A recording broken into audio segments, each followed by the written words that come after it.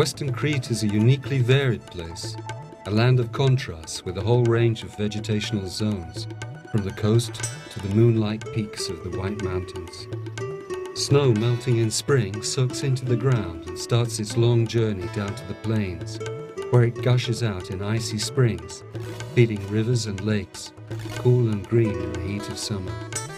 Mountain plains spring their surprises, opening up suddenly before you, patchworks of fields, oases of fertility cut off from the world.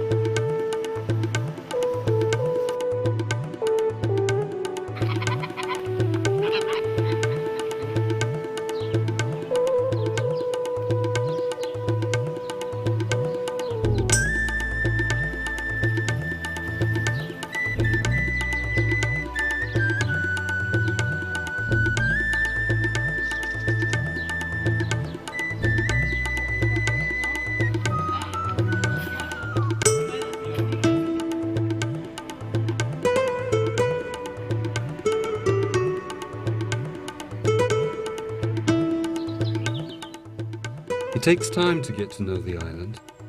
You have to leave the towns and tourist centres and venture into their hinterland, exploring routes to villages often dramatically sited on hilltops or in remote places.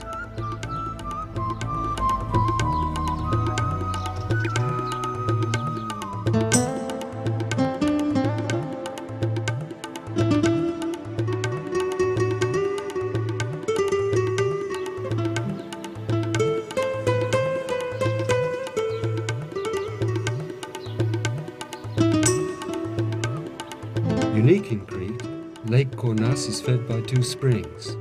50 meters deep, its surface is 50 meters above sea level and its bed 25 meters below it. Water cascades down the hillside at Argyropoli.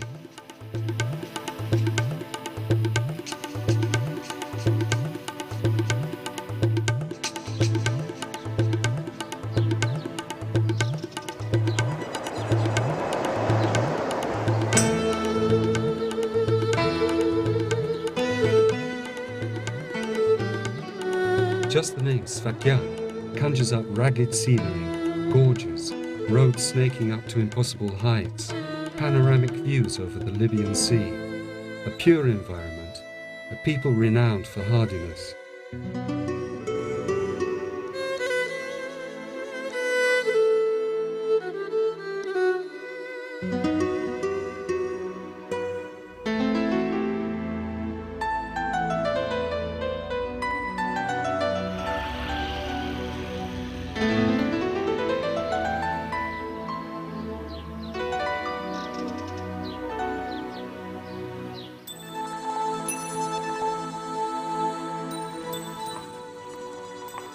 The lake at Chania, close to Chania, is the main water source for the city and a haven for birds.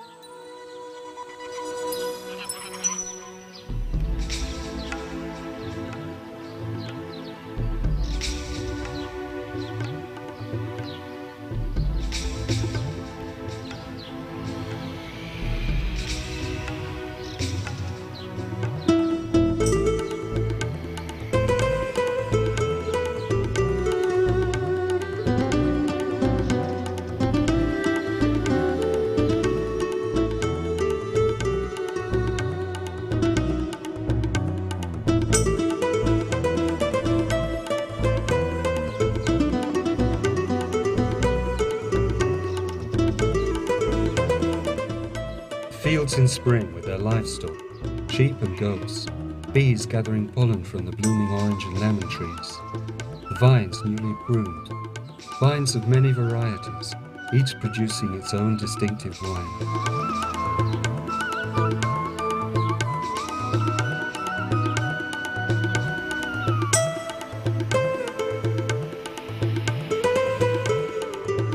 Crete is rich in wild plants, 2,100 species, of which 300 are endemic.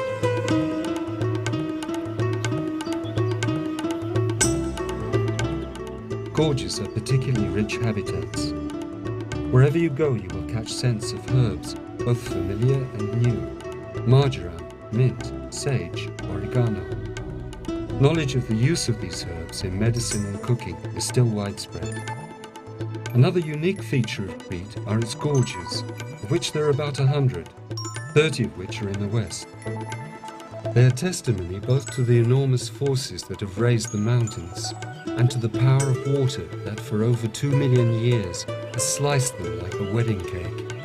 The staining of their rocks, the trees that root in cliffs, the flowering plants that hang from rock walls, and the part that gorges have played in Cretan history as routeways and refuges make them a distinctive part of the character of the island.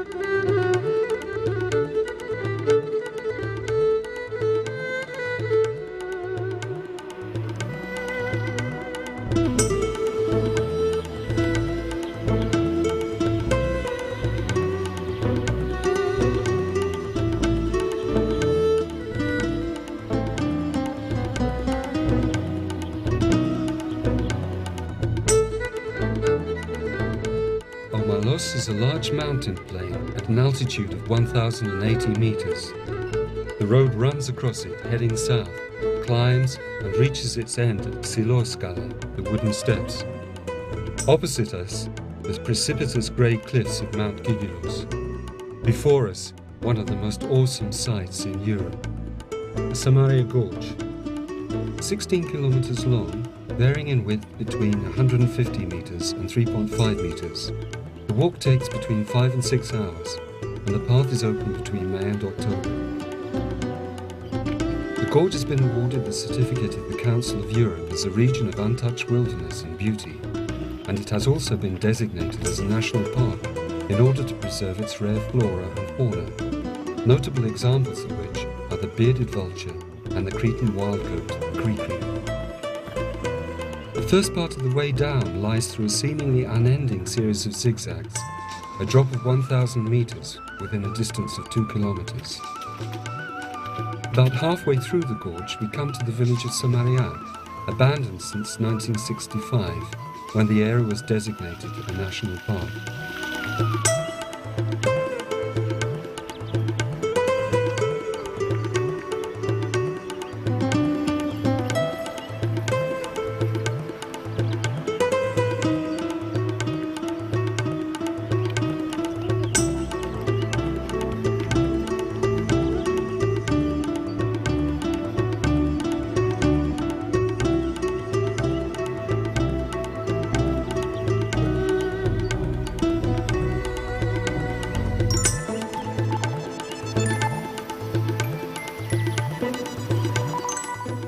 From here on, the walk becomes even more dramatic. The walls close in. Strata in the surrounding rocks sway in waves, shoots vertically up, cut by faults. Caves gape open. Cliffs are stained ochre, rust and grey in streaks.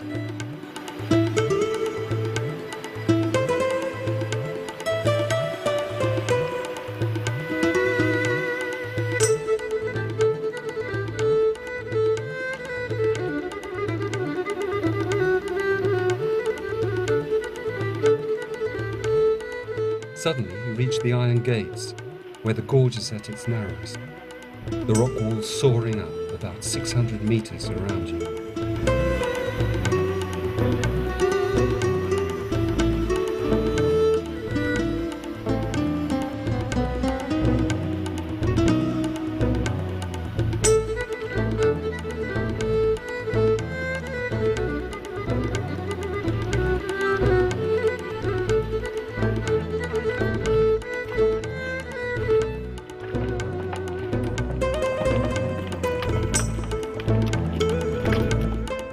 And you're through into another world, the warm, dry south. Time for a well-earned swim at Aiurumeli, and something to eat in one of the many tavernas before catching the boat back to